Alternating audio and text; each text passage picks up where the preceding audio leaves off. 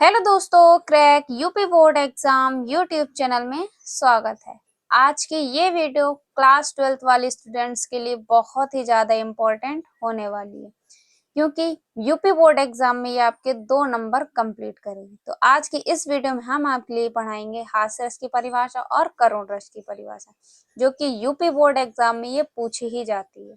तो इस बार UP board 2026 में आपके 2 नंबर इस वीडियो से कंप्लीट होने वाले हैं।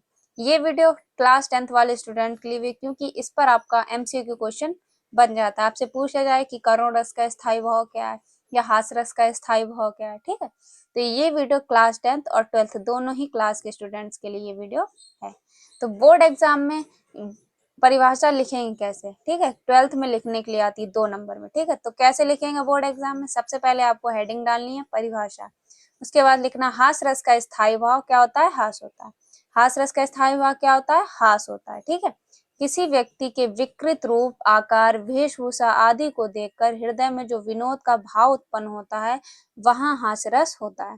ठीक है, सबसे पहले मेन आपको क्या याद रखना, कोई भी रस हो, चाहे करुण रस हो, हास रस हो या वीर रस हो, कोई भी रस हो, उसका आपको स्थायी भाव पता होना चाहिए।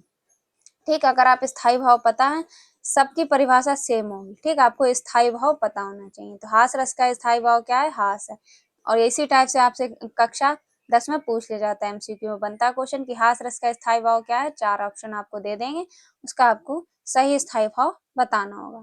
ठीक है, हास रस का स्थायी भाव हास है, किसी व्यक्ति के विकृत रूप, आकार, वेशभूषा आदि को देखकर हृदय में जो विनोद का भाव उत्पन्न होता है वहां हास रस होता है। ठीक, तो ये परिभाषा आपको लिख देनी है। उसके बाद उदाहरण, उदाहरण लिख देना आपको कोई हास वाला, ठीक, जिसमें हंसी हो, जैसे हाथी हाथी जैसी देह है, गेंडे जैसी चाल, तरबूज जैसी खोपड़ी, खरबूजे से गाल। अब ये जो उदाहरण है कैसा है, हास वाला, तो आपको कोई हास वाला उदाहरण लिख लेना।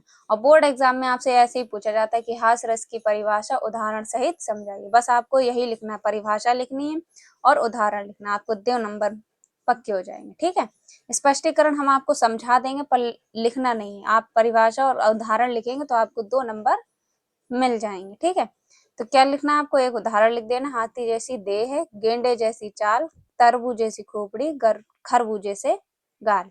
अब स्पष्टीकरण अगर आप लिखना चाहें, आपके पास अगर समय हो तो ही आप स्पष्टीकरण लिखें, अदरवाइज अगर आपके पास बोर्ड एग्जाम में समय कम है तो आप परिभाषा उदाहरण भी लिख सकते हैं, इससे भी आपको यहाँ पे पूरे नंबर मिल जाएंगे। ठीक है, फिलहाल हमने आपको स्पष्टीकरण समझाया है। ठीक है, तो स्थायी भाव क्या है, हास्य। ठीक है, उसके बाद विभाव और आलंबन क्या है, विकृत व्यक्ति, और अनुभाव क्या है, हंसना। संचारी भाव क्या है, हर्ष, चपलता। ठीक, चपलता आदि। ये आपका स्पष्टीकरण है। लिखना चाहें आप लिख सकते हैं, बट आप परिभाषा उदाहरण पूछा जाता है तो परिभाषा उदाहरण ही आप लिखें। उसके बाद करुण रस की परिभाषा, करुण रस की परिभाषा क्या है, करुण रस का स्थायी भाव शोक है। करुण रस का स्थायी भाव क्या है, शोक है। शोक नामक स्थायी भाव जब विभाव, अनुभाव और संचारी भावों से संयोग करता है तब करुण रस की निष्पत्ति होती है। ठीक है, बहुत ही इजी। आप यहाँ पे अगर हास रस होता तो आप ऐसे लिख देते, हास रस का स्थायी भाव हास है। हास नामक स्थायी भाव जब विभाव, अनुभाव और संचारी भाव से संयोग करता है तब करुण रस की हास रस की निष्पत्ति हुई या वहां हास रस होता है। ठीक, तो सेम है, बस आपको क्या याद होने चाहिए, इसके स्थायी भाव याद होना चाहिए, परिभाषा सेम है। तो अगर आप बाई चांस परिभाषा भूल रहे हैं तो परिभाषा सेम है, बस आपको हास रस याद होना चाहिए। अगर वीर रस पूछा है तो वीर रस लिख दीजिएगा, करुण रस पूछा जाए तो करुण रस लिख दीजिए, बस उसका आपको स्थायी भाव पता होना चाहिए। यहाँ पे बस स्थायी भाव आपको चेंज करना है और सेम परिभाषा आपको लिख देनी है। ठीक है, तो क्या है करुण रस की परिभाषा, करुण रस का स्थायी भाव शोक है। शोक नामक स्थायी भाव जब विभाव, अनुभाव और संचारी भाव से संयोग करता है तब करुण रस की निष्पत्ति होती है। उसके बाद उदाहरण लिखना करुण रस वाला, मतलब कैसा करुण रस, कैसा है, दुख वाला। दुख वाला आपको शोक दिख रहा है, शोक मतलब दुख। ठीक है, तो दुख वाला आपको उदाहरण लिखना। उदाहरण हमने लिख दिए, पिता के वध की खबर सुन राम मूर्छित हो गए, अश्रु बहे, हृदय कांपा, वचन मुख से ना निकले। ठीक है, तो इस उदाहरण में आप लिखना चाहें, उदाहरण को समझाना चाहें तो समझा दीजिए, वरना तो यहाँ तक आपके 2 नंबर कंप्लीट हो जाएंगे। इस उदाहरण में राम के दुख, अश्रु और मूर्छा की स्थिति करुण रस को प्रकट करती है। मतलब जो राम जी हैं उसमें जो दुख कर रहे हैं, अश्रु बहा रहे हैं और मूर्छा की जो स्थिति है वो क्या है, करुण रस को प्रकट कर रही है। ठीक है, तो आप अगर उदाहरण को एक्सप्लेन करना चाहें, समझाना चाहें तो समझा सकते हैं, पर ना तो आप सिर्फ परिभाषा और उदाहरण लिख दीजिए, आपको 2 नंबर मिल जाएंगे। ठीक है, उसके बाद स्पष्टीकरण क्या है। स्पष्टीकरण में आपको 4 चीजें लिखनी होती है, स्थायी भाव, विभाव, अनुभाव और संचारी भाव।